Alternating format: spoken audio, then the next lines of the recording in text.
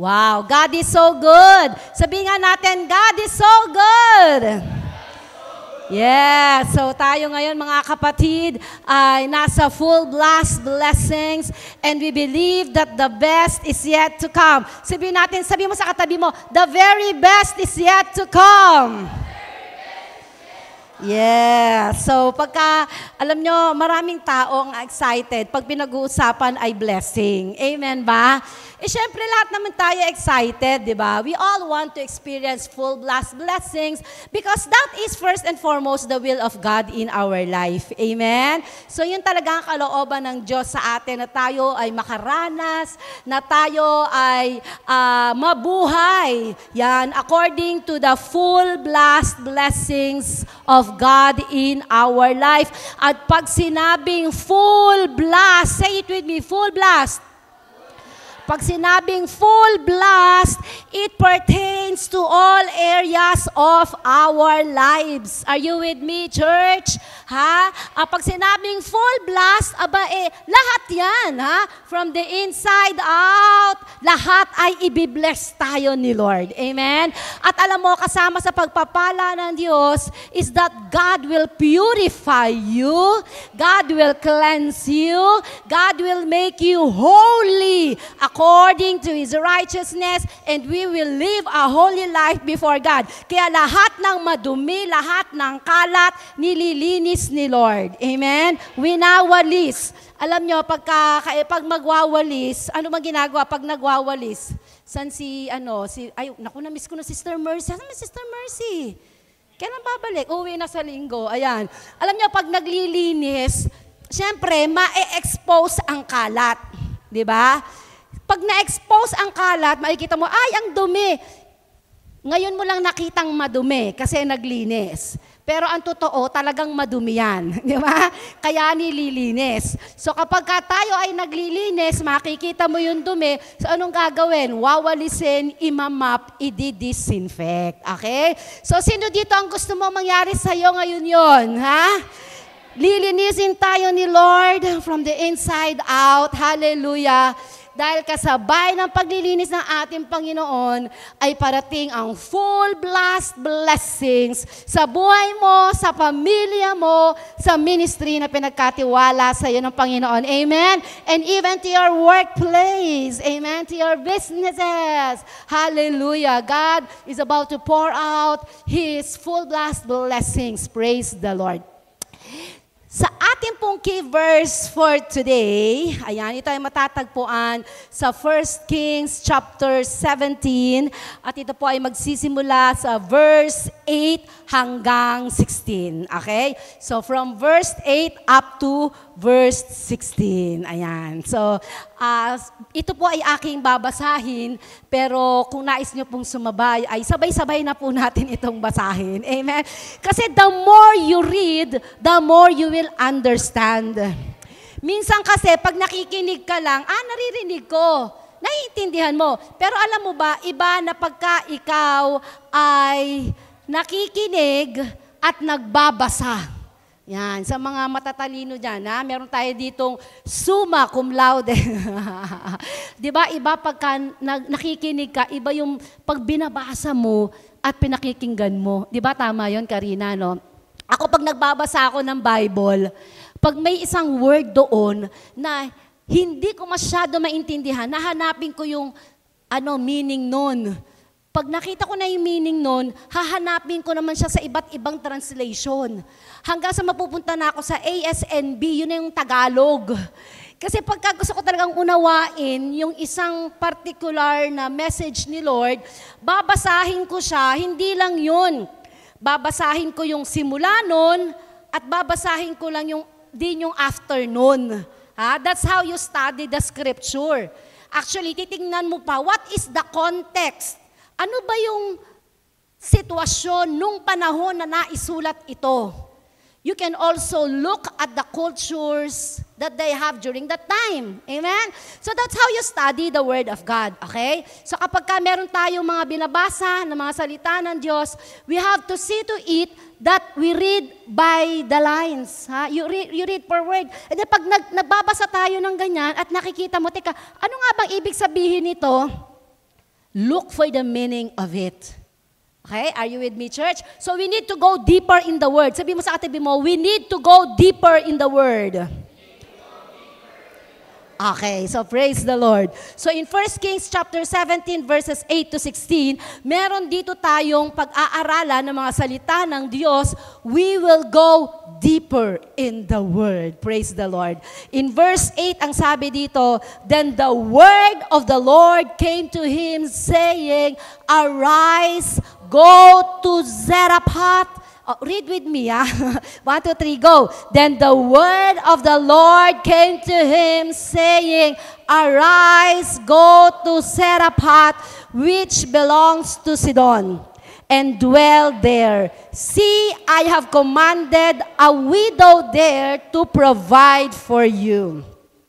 So he rose and went to Zarephath, and when he came to the gate of the city, indeed, a widow was there gathering sticks.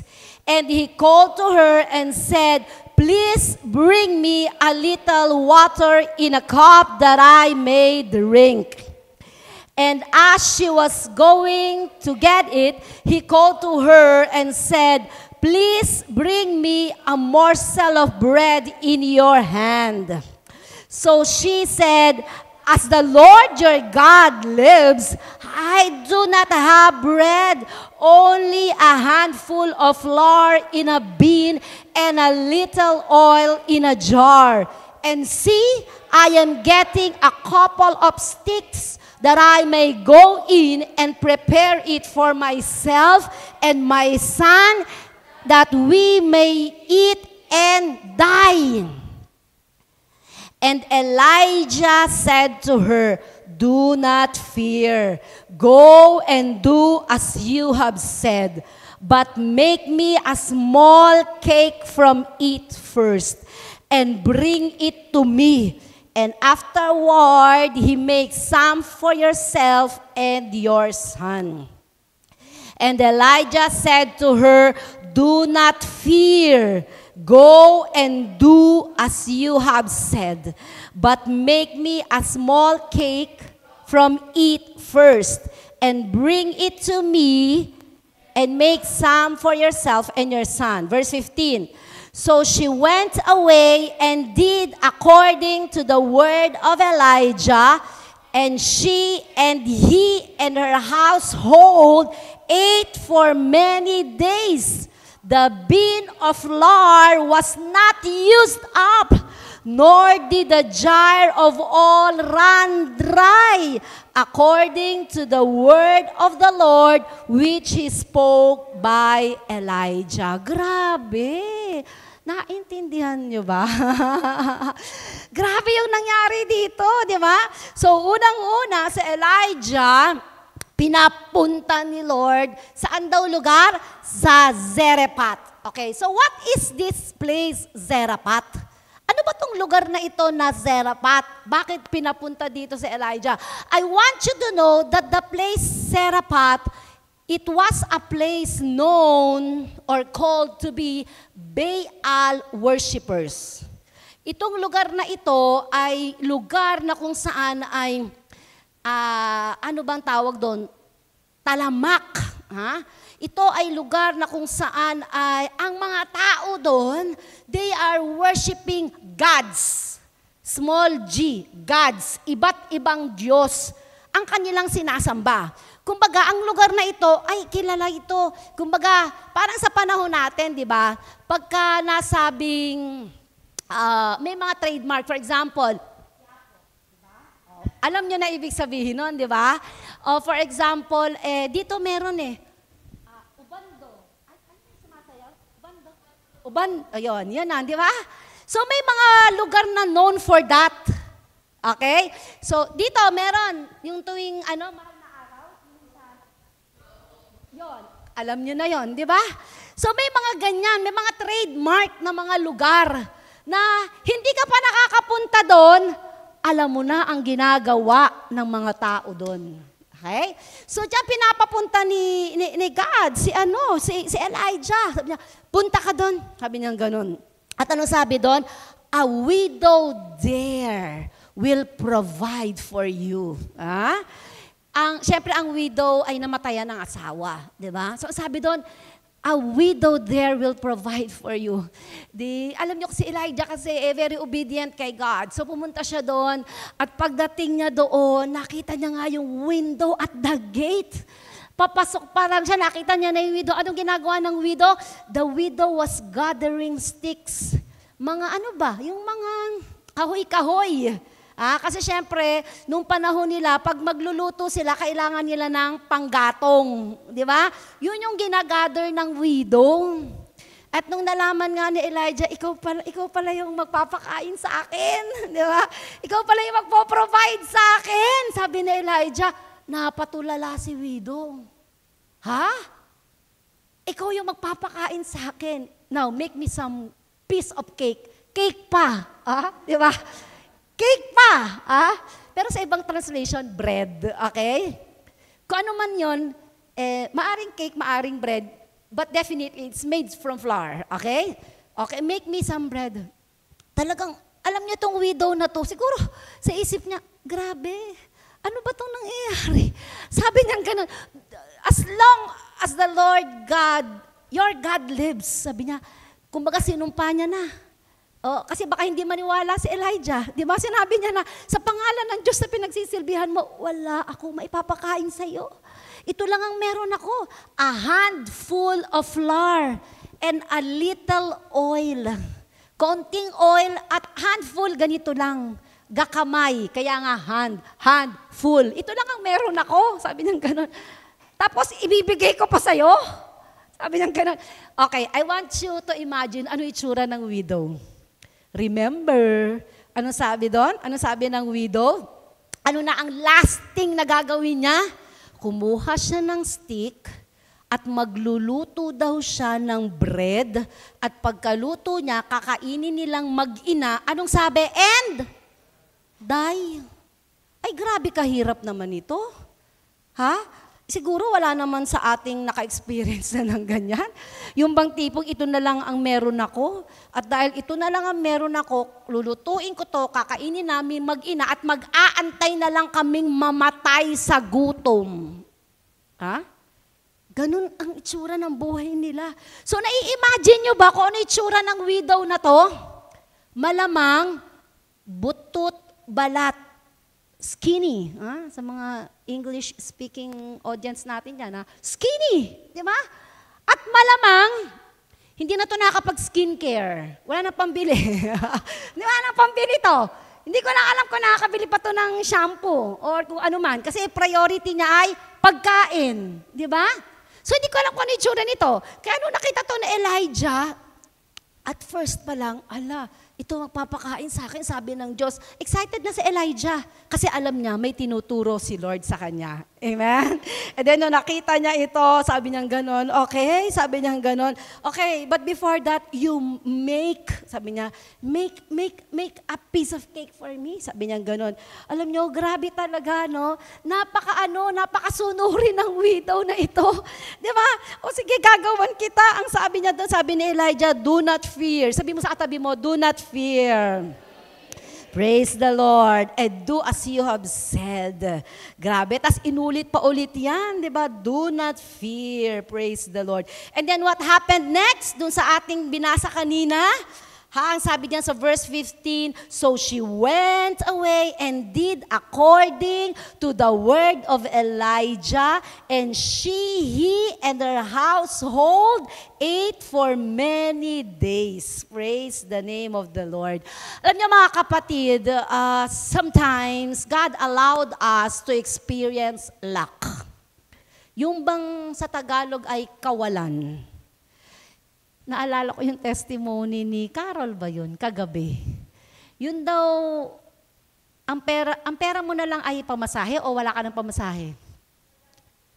Wala ka na talagang pamasahe. Dapat nag-chat ka sa akin, nasend na kitang GCash. Diba?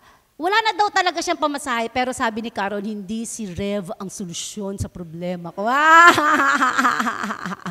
Wala na daw siyang pamasahe. Parang ganun yung nangyari dito.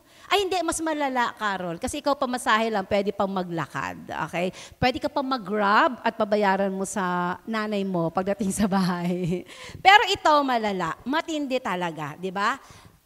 Naubos na ang provision. Naubos na ang resources. Okay? So ano ba ang dahilan? Bakit tayo sometimes nakaka-experience ng lack of provision? Sino dito ang nakaranas ng lack of provision? Taas ang kamay. Come on, kay Maya. Si JJ, saka si Sister Minda, hindi nagtataas ng kamay. Hindi ko pa naranasan yan. Hindi ko pa naranasan yan. Pensionada ako.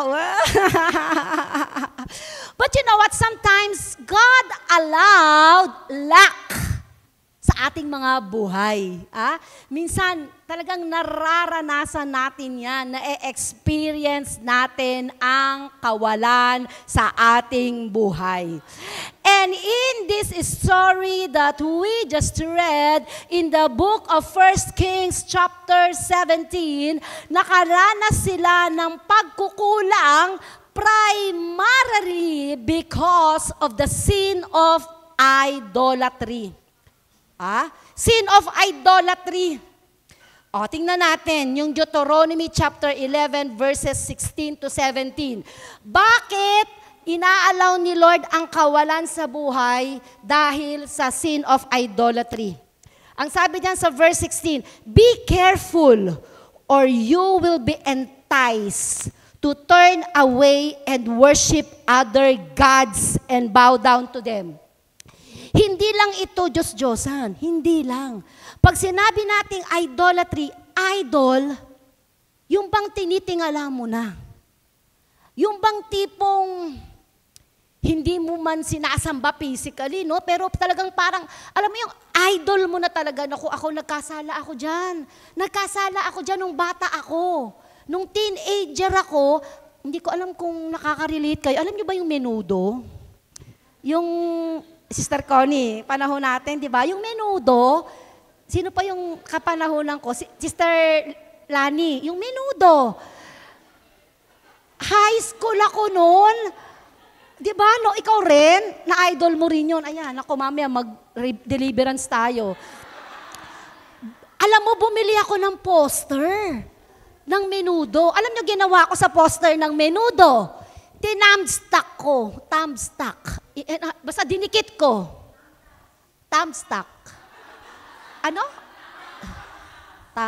Hindi. Basta yun na yun. Pinangdikit ko. Alam nyo, grabe ako. Alam mo ginagawa ko? Bumibili ako ng sampagita. Oo. Tapos inalagay ko doon. Inalagay ko doon sa sa poster. Oo, nilalagay ko doon. Tapos yung notebook ko, may mga sticker. Yung mga mukha nila, mga nakadikit doon. Sabi ko, hala, ngayon ko lang naiisip. Napunta na pala ako doon sa idolatry. So, it doesn't mean na Diyos-Diyosan yun or anong tawag nyo doon, ha? Pero ito ay maaring tao na sometimes nagpapaikot na sa mundo mo. Yung bang naisip mo na, naku, pag nawala to, malulungkot ako. Alam niyo ba yung Fralipo-Lipi? Naku, na naman tayo. Alam niyo ba yung Fralipo-Lipi? Yung mga tumatango, di ba? Sister Maris, banda yon, di ba, nung panahon ko. Ay, na-idol ko rin sila. Alam niyo yung mga kanta ng Fralipo-Lipi? Laging nasa utak ko, ang kaset, hindi kasi kayo makaka-relate. Ang kaset nun, gano'n, no? Yung iniikot na gano'n, di ba? Laging nakasaksak yon. Tapos lagi ko pinapakinggan yung tugtog ng mga Fralipo-Lipi na yan. Alam niyo ang nangyari sa akin? Yung bang kahit natutulog ako, kumakanta ako ng mga kanta niya.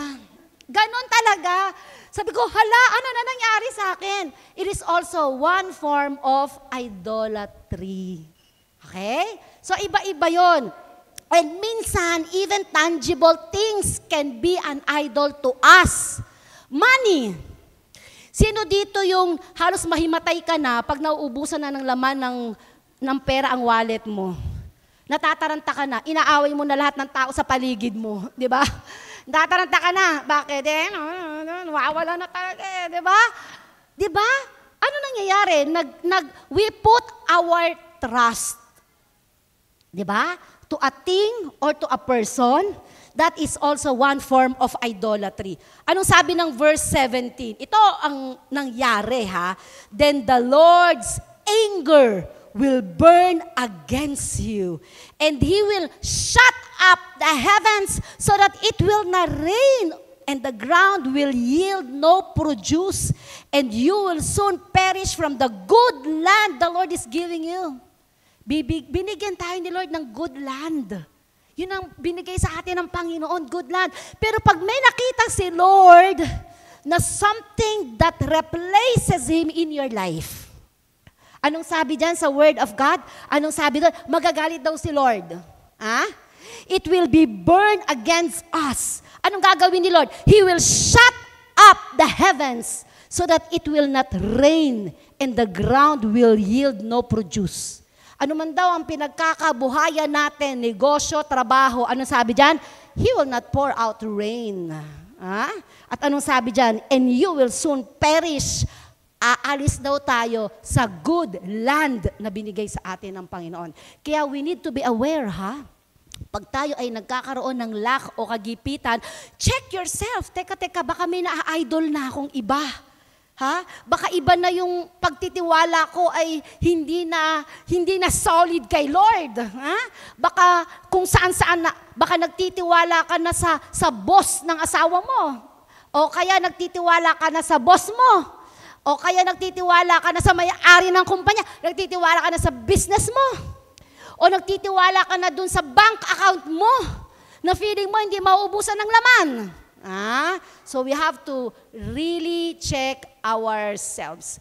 And sometimes even the people around us, may girlfriend ka, may boyfriend ka, na para bang nauuna ka pang mag-chat sa boyfriend or girlfriend mo kaysa mag-devotion at mag-prayer ka. Sa may mga boyfriend. Alam nyo, kami ni Bishop, hindi kami nagpapansinan sa umaga hanggat hindi kami nagpe-pray. Dapat mag-pray muna kami. After namin mag-pray, saka kami mag-I love you-han, Dapat ganon, Talagang first si Lord, okay? Nagagalit pala si Lord. Nagagalit pala si Lord. So, kailangan we need to watch ourselves. There must be no idol in our life except God. He must be the first and foremost priority in our lives. Because when we abandon God, we walk away from the provider. Pwede mo sabihin, hindi ko naman inabandon si Lord. Ni-replace mo nga Diba? It's the same thing. Okay? So, alam ni Lord yun. Alam ni Lord. Sabi mo sa katabi mo, alam ni Lord yun. So yan ay isa. Actually, isa yan sa numero 1, na bakit tayo ay nakakaranas ng kawalan or lack. Okay? Yung pagtitiwala natin sa iba, higit sa ating Diyos. Okay? Pangalawa, na pwedeng maging dahilan ay He is testing us, you and me, to be humble. To be humble yan. Okay? Pakipalitan mo He is testing you. Ay, pwede na rin. Period mo lang. He is testing you, period, to humble you, period. Okay? Because God hates pride. Ayaw ni Lord ng pride. God allow lack to deepen our faith. Okay? So, minsan, di ba, actually nakakalaki naman talaga ng ulo. Di ba? Ang mga accomplishments sa buhay. Di ba? So, minsan, kapag ka-feeling natin, ay, ang tali-talino ko na. Ay, feeling mo, ay, ako, alam ko na lahat yan. Di ba? Ito ang tama, ito ang tama, ito ang tama.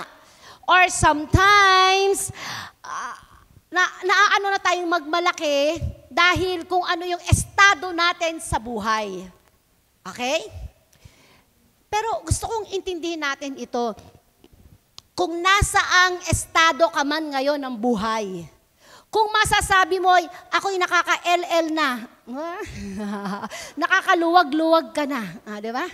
Kung ikaw ay nakakaluwag-luwag na sa buhay, o pwede mong sabihin na, ay napakayamang ko na, di ba? But ibang tipong, kahit hindi ako magtrabaho for the rest of my life, abay, okay na ako, di ba? Eh yung iba nga, hindi lang for the rest of their lives, up to their 5th and 6th generations. Yeah. Di na sila magtrabaho, buhay na sila. Di ba? Yan yung mga nasa altas sa syudad. Okay? But you know what? God hates pride. Ang sino man taong nagyayabang o nagmamalaki sa harap ng Diyos, kaya yang ibaba ni Lord. Are you with me, church? Huh? We only have one source, and that is God. Amen? Others or outside the source is called resources. That is resources.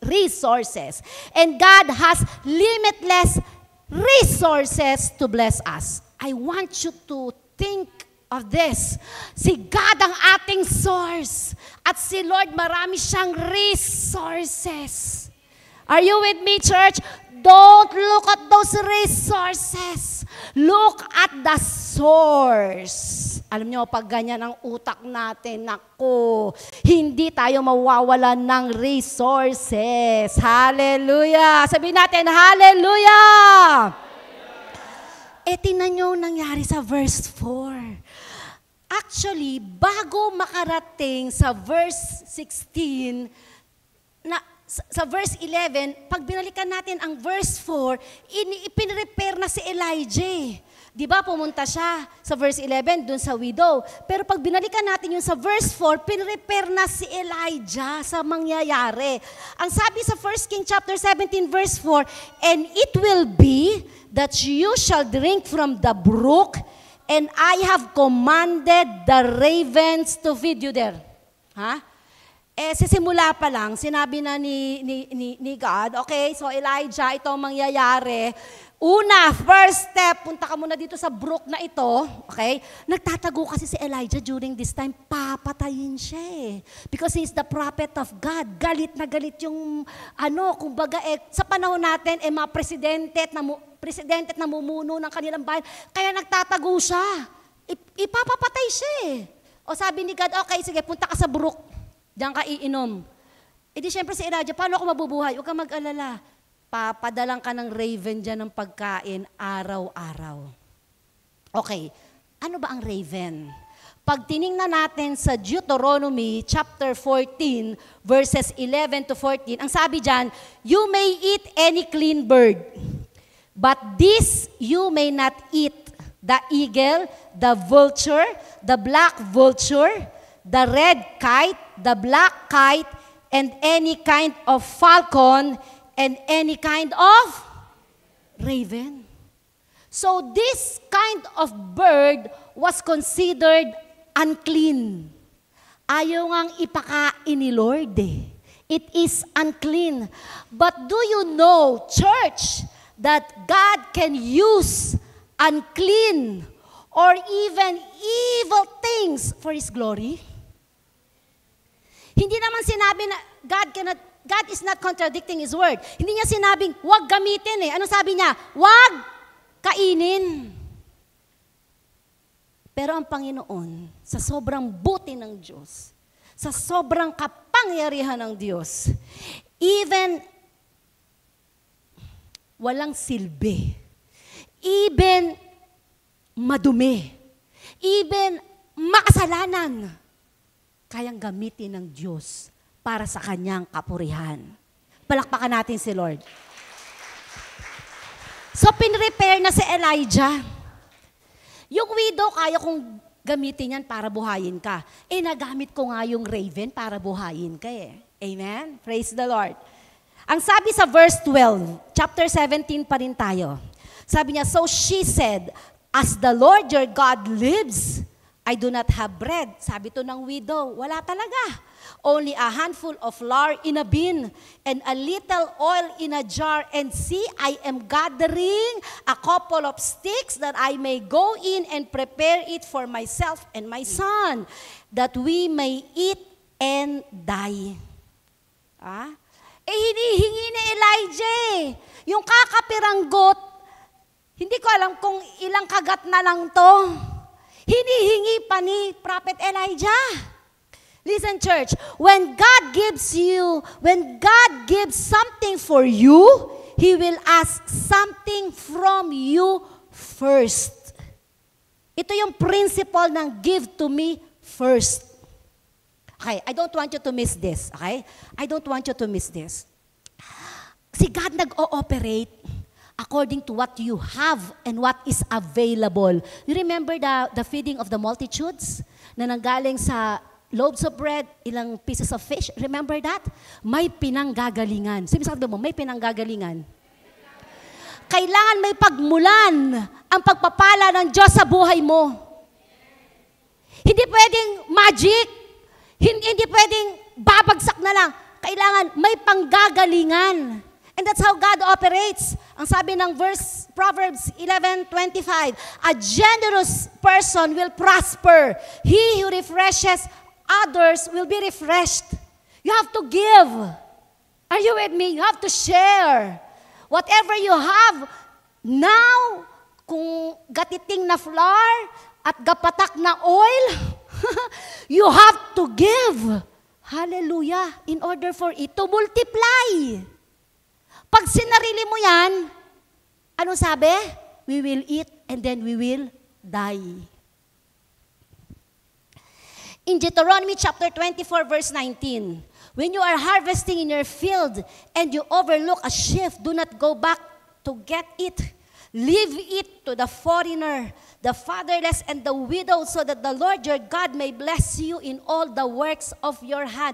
This is God's principle. Kailangan palagi kang nagtitira para sa mga nangangailangan. It's a principle. Naalala ko yung lolo at lola ko, meron kaming bukid dati sa Bulacan. Pumupunta ako doon tuwing harvest. Alam niyo yung lolo ko, iniikot niya ako, ang lawak talaga. Actually, nabili na yun subdivision na ngayon. Ang lawak talaga ng kanyang pataniman. And every time nag-harvest siya, ini-instruct niya yung nag-harvest, huwag mong i-harvest yung bandang dulo, yung mga palay. Huwag mong i-harvest yung bandang dulo. Naririnig ko sa kanya yon. At yung lola at lolo ko, iba-iba ang tinatanim nila. Kunyari, ngayon, palay. After ng season yan, magtatanim sila ng pakwan. Ganun yan, yung season na yan. Papalit na naman yun. Iba-iba yung crops. And on the 7th year, hindi sila magtatanim. Hindi ko naiintindihan dati yun. Biblical pala yun. Pagka daw ikaw ay nag-ani, huwag mong kukuhanin lahat. Sabi ng lolo ko, bakit lolo? Kasi marami sa paligid ang walang lupa. Kailangan may matirang palay sa kanila. Sabi niya sa akin, at apo, may mga ibon na kailangan ng pagkain. Sabi niya, kailangan may matira para sa kanila. Hindi ko, bata pa ako noon, pero alam niyo, it sticks on my mind. Ganun pala dapat. Dapat palagi may natitira para sa pangangailangan ng iba. And that's how God operates. In Luke chapter 6, verse 38, ano sabi dito? Give. Tingnan nyo ha. Nauna yung give. Hindi yung will be given to you and then give. No. Anong principle? Give. And it will be given to you. A good measure, pressed down, shaken together, running over, will be poured into your lap. For with the measure you use, it will be measured to you. Are you with me, church?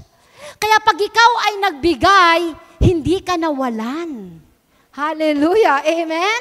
Because you are being dependent to the source and not to the resources. Amen? So God has millions of ways to accomplish His way. Praise the Lord. Amen? Palakpakan natin si Lord. Thank you, Lord. Pag sinundan natin ang verse 13, ang sabi dyan, and Elijah said to her, do not fear, and go and do as you have said, but make me a small cake from it first, and bring it to me, and afterwards make some for yourself and your son. Alam nyo, ang big word na nakita ko dito is do not fear. May mga pagkakataon sa buhay natin na kung ano ang merong gatiting tayo, hinihingi pa ni Lord. Diba? Lord, ito na nga lang, Lord. Bibigay ko pa ba sa'yo? Lord, ito na nga lang, Lord para sa'yo pa ba to? Lord, linggo na nga lang ang day off ko, di ba? Ibibigay ko pa ba sa'yo tong Sunday, Lord? Pwede bang i-rest day, itulog ko na lang to, Lord? Di ba? May mga ganon. Hindi lang yon sa lahat ng areas ng buhay natin, di ba? Sometimes we think, Lord, itong kakaunting meron ako, kukunin mo pa, di ba? So, ang sabi dyan ni Prophet Elijah, do not fear, do not be afraid. Church, listen. You need somebody in your life to move you to God when you don't feel going to that way. Kailangan mo ng pusher. Sabi sa tabi mo, kailangan mo ng pusher. Ano nasa isip nyo, ha? Someone who will push you, di ba? Kasi minsan, iba kasi talaga pag may nagtutulak. Alam nyo kami, pag umakyat kami ng hagdanan ni Bishop, ang ginagawa, Bishop is so sweet. Hinahawakan niya yung likod ko. Pag aakyat kami ng hagdanan, hinahawakan niya yung likod ko. Para pag naglalakad ako, mas mabilis, mas magaan sa akin. Diba? Makakaakyat din naman ako kahit hindi niya ako itulak or alalayan. Pero it gives me a sense of comfort and lighten up my situation. Pag may nagtutulak sa akin, ganun din tayo. You know what? As believers of Jesus Christ, alam mo kung anong tama. Alam mo kung anong dapat gawin. Come on. Don't tell me hindi mo alam kung anong dapat gawin. Alam mo. Alam mo, kailangan mo mag-tithes, kailangan mo mag-offering, kailangan mo mag-honoring. Alam mo, kailangan mo mag-devotion. Alam mo, kailangan mo mag-pray. Di ba? Alam mo, kailangan mong tumulong. Alam mo, kailangan magsimba. Alam mo, kailangan mo mag-covenant group. Alam mo kung ano ang dapat mong gawin. Pero minsan, ang pumipigil sa'yo, mismong sarili mo. Abay, may karga. Kailangan ng deliverance. But it's true.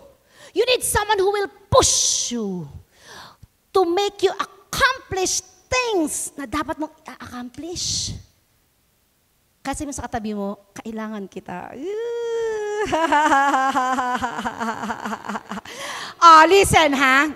Alam mo ang mga tao, we are so dependent to our five senses. Our sense of smell, sense of seeing, sense of hearing, sense of touch, and the sense of taste. Five senses, di ba? Diyan umiikot. Alam mo. Pag hindi mo narinig, hindi totoo yun. Di ba? Ganon. Pag hindi mo natikman, masarap daw, di ko naniniwala, hindi ko natikman, di ba? Five senses. Pag hindi mo nabasa, hindi ko papaniwalaan. Itong mga five senses na to, ang tawag dito ay earthly solution. Earthly solution yan. Which is walang masama. Walang masama doon. Pero hindi lang doon umiikot. Hindi lang umiikot ang dapat mong paniwalaan sa five senses na meron ka. Kasi pag yun ang pinaniwalaan mo, you will not even believe unto God. Because God cannot be seen. Amen? God cannot be touched. Amen? So as followers of God, you need not to depend on the earthly solution, but rather you should depend to the heavenly intervention. Are you with me, church? Amen? Kailangan natin tinatawag na heavenly intervention. Amen? Hallelujah. Amen? Kasi ang mga earthly solution, pumapalya yan. Pumapalya yan, di ba? Pumapalpak. Minsan hindi gumagana. Pero ang heavenly intervention, ay, hallelujah. Magugulat na lang tayo. Ay, na-solve na. Ay, natapos na. Praise the Lord. Ay, na-accomplish na, di ba? Ay, yun na pala yun. Amen? Palakpakan natin si Lord. Thank you, Jesus. Tingnan natin sa verse 15. So she went away and did according to the word of Elisha, and she and he and her household ate for many days. Yung dapat na isang meal na lang, ano nangyari? Many days. In-stretch ni Lord.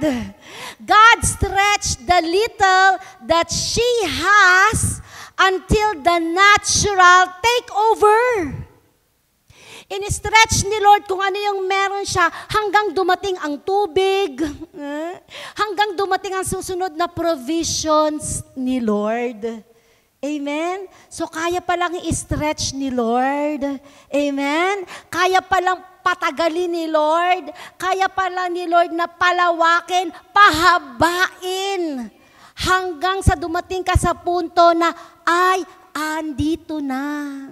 O yung mga sumusweldo ng kinsenas, katapusan, di ba? Kayang i-stretch ni Lord yan. Pagdating ng katapusan, ay, meron pa. May sahod na naman. Oh, di ba? Ay, kakabonus ko lang. May bonus na naman. Ay, teka. Hindi pa ubos ang laman ng ref. Mag-grocery na naman tayo. Diba? Hindi pa ubos ang bigasan mo. May paparating na namang bigas. Ini-stretch ni Lord. Amen? Mga dalaga, kabibili mo lang ng damit mo. Bibili ka na naman?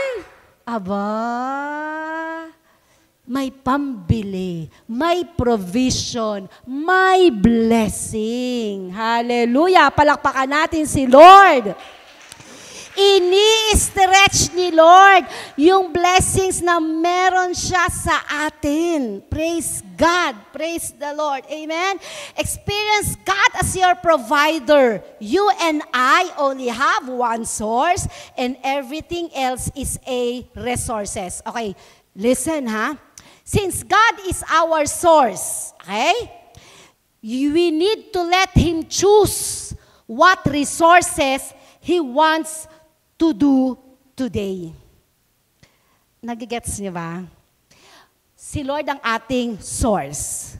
At si Lord, iba-iba ang kanyang resources to bless you. Let Him do it. Ito ba ay trabaho mo? Ha? Ito ba ay sideline mo? Ha? Ito ba ay blessing na galing sa iba? Diba? Hindi mo alam yan diba? Binibless ka ni Lord sa iba't ibang kaparaanan, iba't ibang resources, at ikaw ay kalmado lang. Ikaw ay relax lang. Because you know, God has a limitless ways, millions of ways to bless you. Let Him do the job. Pag binigyan ka ng work, pag-usayan mo. Galingan mo sa trabaho mo, di ba? Pag binigyan ka ng business, galingan mo din. Kung ano man ang pinapagawa sa iyo ni Lord, galingan mo. Trust the Lord. And He will do His work, whatever He chooses. Amen? Minsan nga nakaplano ka na pero bigla na lang may manlilibre sa'yo. Kain tayo, di ba? Minsan naka-budget ka na nga di ba? Biglang may magsasabi sa'yo, uy, nagpadala ko ng ganito para sa pamilya mo. Uy, thank you, Lord. Di ba? Praise the Lord. Sabihin natin, praise the Lord.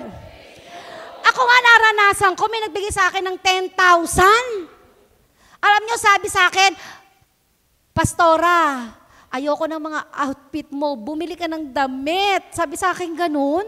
Ito, 10,000, bumili ka ng mga damit mo. Hindi niya naman sinabing literally, ayaw ko ng damit mo. Sabi niya lang, pambili mo ng damit. Wala, kung ganun. Kung may 10,000 ako, hindi ko may bibili ng damit, di ba? Pangko-grocery ko na lang yun. Pangkain na lang ng mga apo ko, apo ko at anak ko, di ba? At sa amin. Pero may mga ganun May mga interventions si Lord. Na sometimes magugulat ka na lang, mamamangha ka na lang, para sa damit to? Oo, Pastora, you need it. Ang dami kong damit, you need it. Bakit? Kasi you will go places. Hallelujah. Si Lord pine-prepare ka. Sabihin mo, sa katabi mo, si Lord pine-prepare ka. Praise the Lord. Amen? Hallelujah, hallelujah. Amen? Are you with me, church?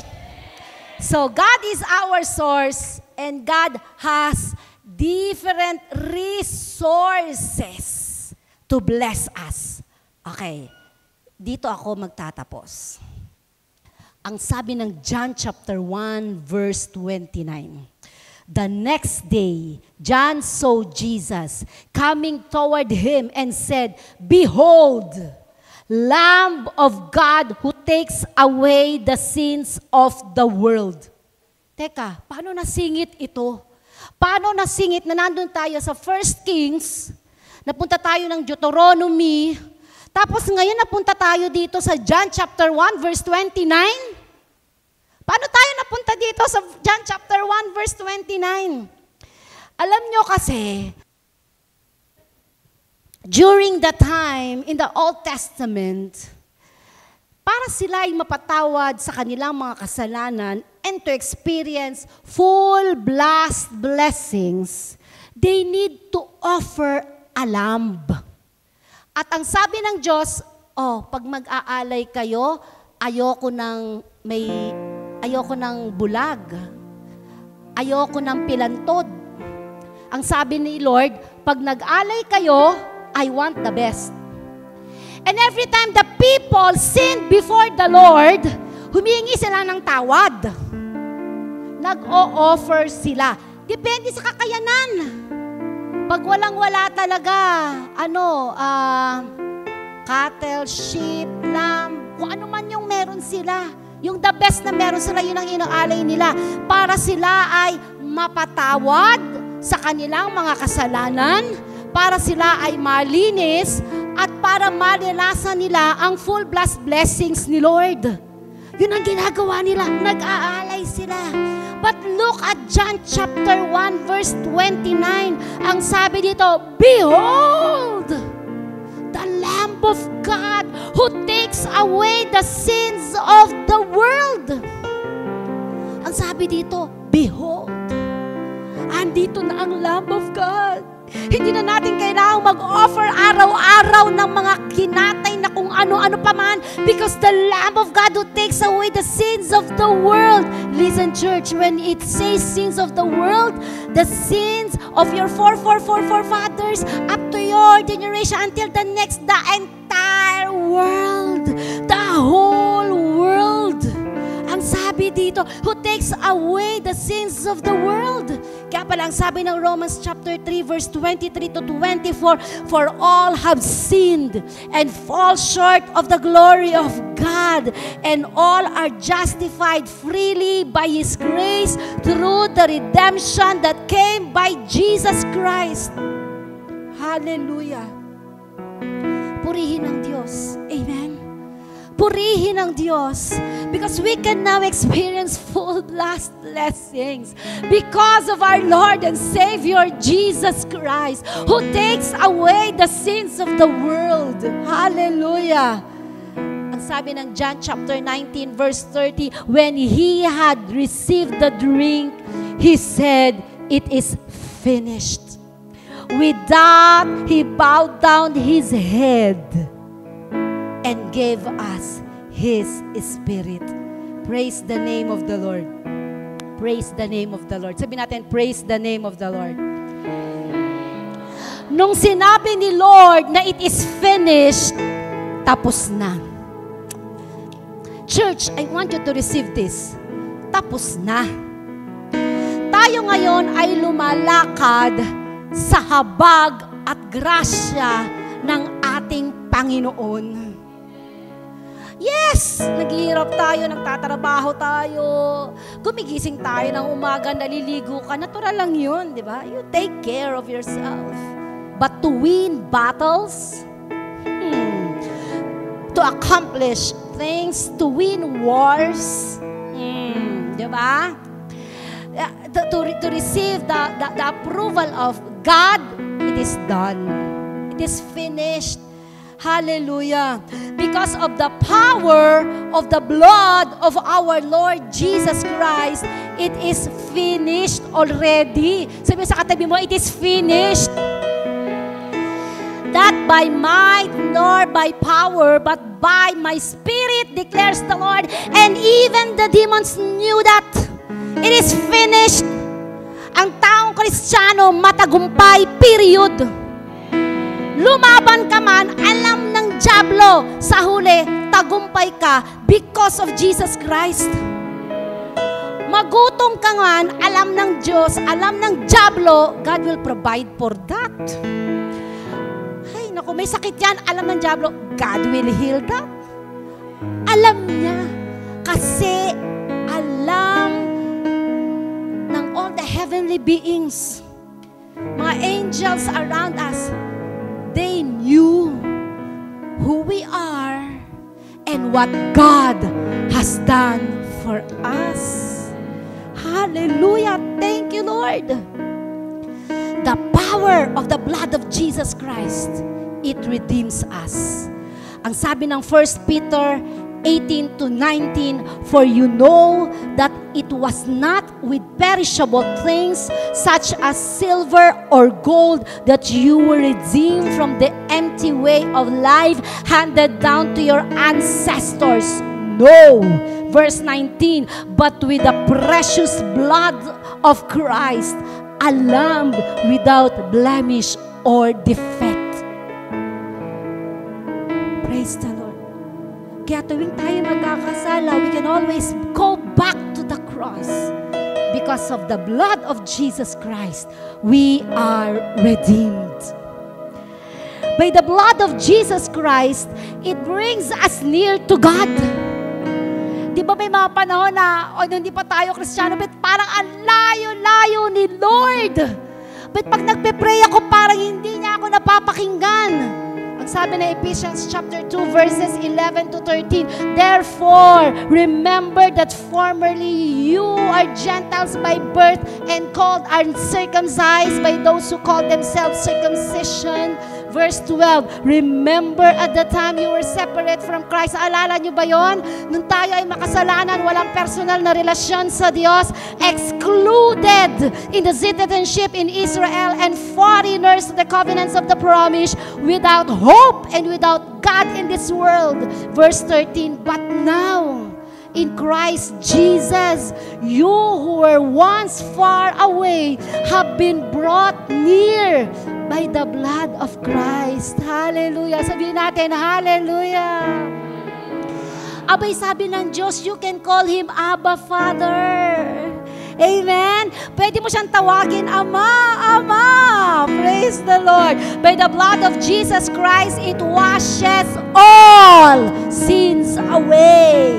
Sabi ng Revelation chapter 1 verse 5, and from Jesus Christ, who is the faithful witness, the firstborn from the dead, and the rulers of the kings of the earth, to Him who loves us and has freed us from our sins by His blood. Praise the name of the Lord. And by the blood of Jesus Christ, it gives us peace with God.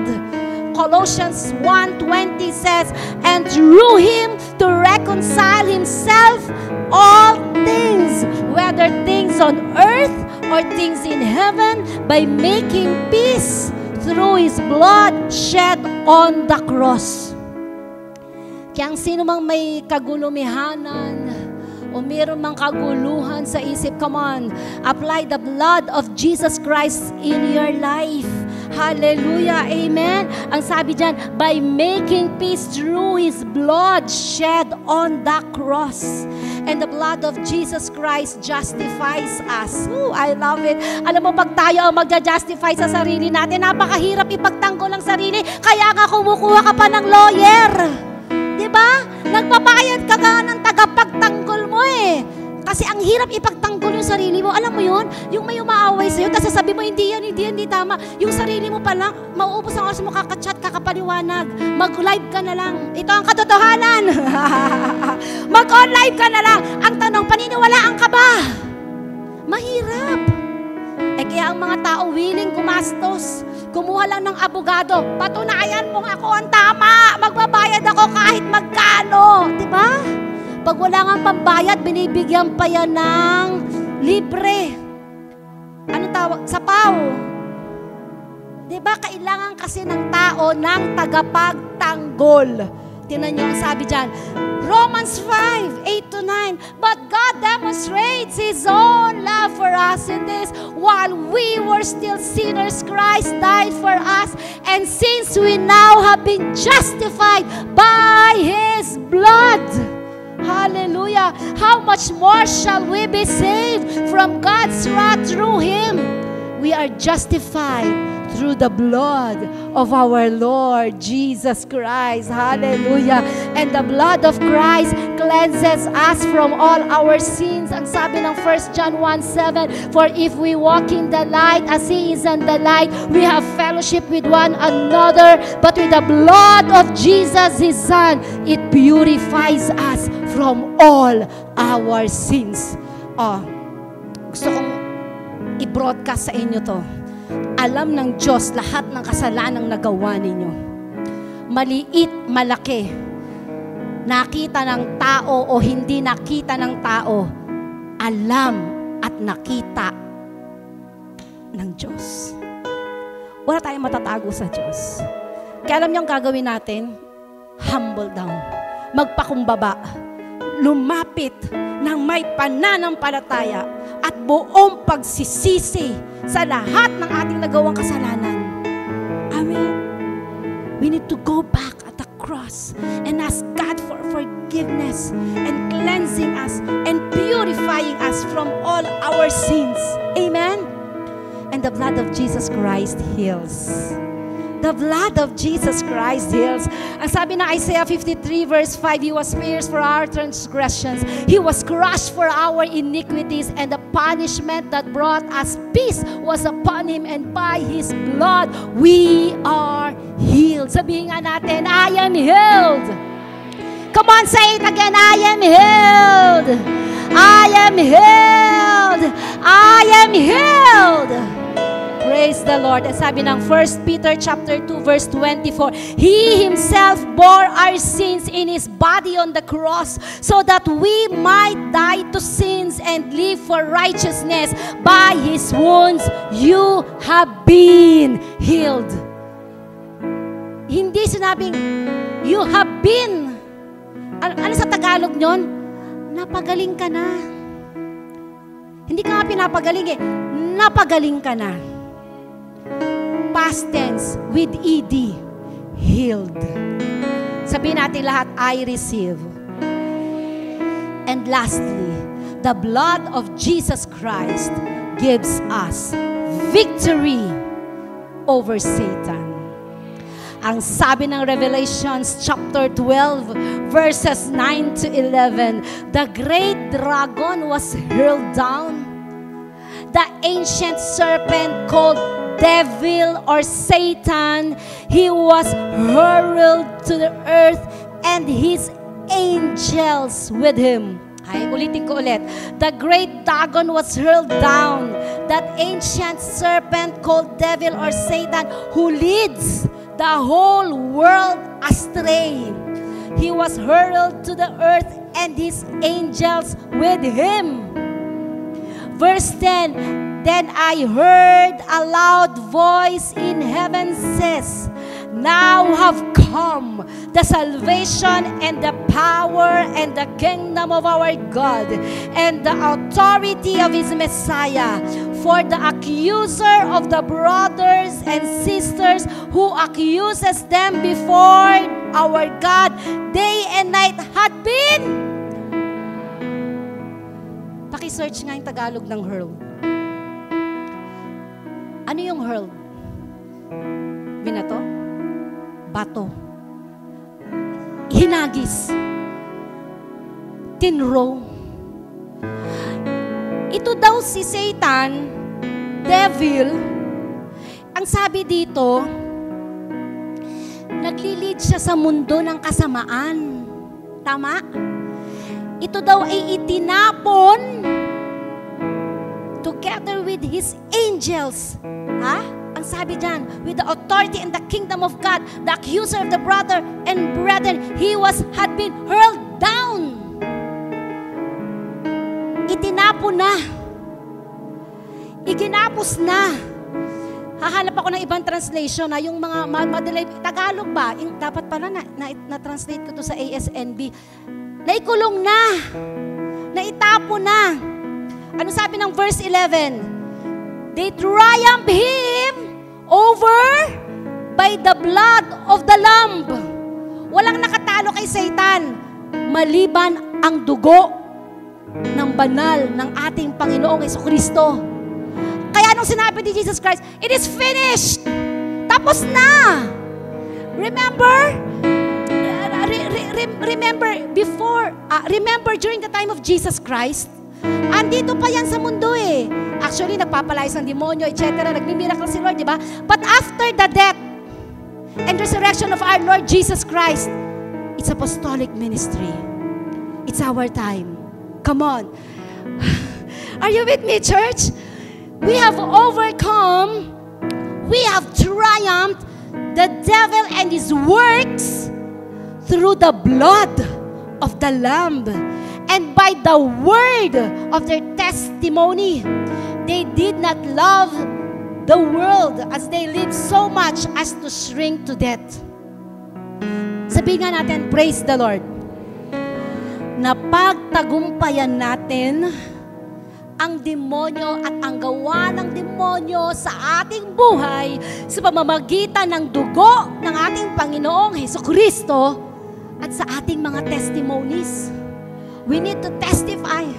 The more we enlarge the power of God in our lives, the more it will be manifested in our lives.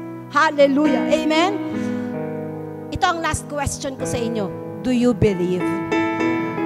Huwag mo nang tanungin yung katabi mo, ikaw na lang sa sarili mo. Do you believe? Do you believe? May part 2 to sa Sunday. Dudugtungan natin the finale. Pero sagutin mo muna tong tanong. Naniniwala ka ba? Ay sabi ng Mark 9:23, sabay-sabay natin tong bigkasin. 1, 2, 3, go! If you can, Jesus said, everything is possible for one who believes. Palakpakan natin si Lord. Thank you, God. Hallelujah. Sige, taas natin ang ating mga kamay. Hallelujah. Lord, salamat, Panginoon, sa inyong masaganang biyaya sa bawat isa. Salamat, Panginoon, to the powerful blood of our Lord and Savior, Jesus Christ. We thank you, O God, hallelujah, for your death and your resurrection. Salamat po, Panginoon, because we can live in victory in the name of our Lord and Savior, Jesus Christ. By the blood of the Lamb, hallelujah, we trample down the enemies through our words of testimony, magnifying you, O God, as our only source of everything. Sa inyo po ang lahat ng papuri, lahat ng pagsamba. Ito po'y aming dalangin sa pangalan ni Jesus. Amen.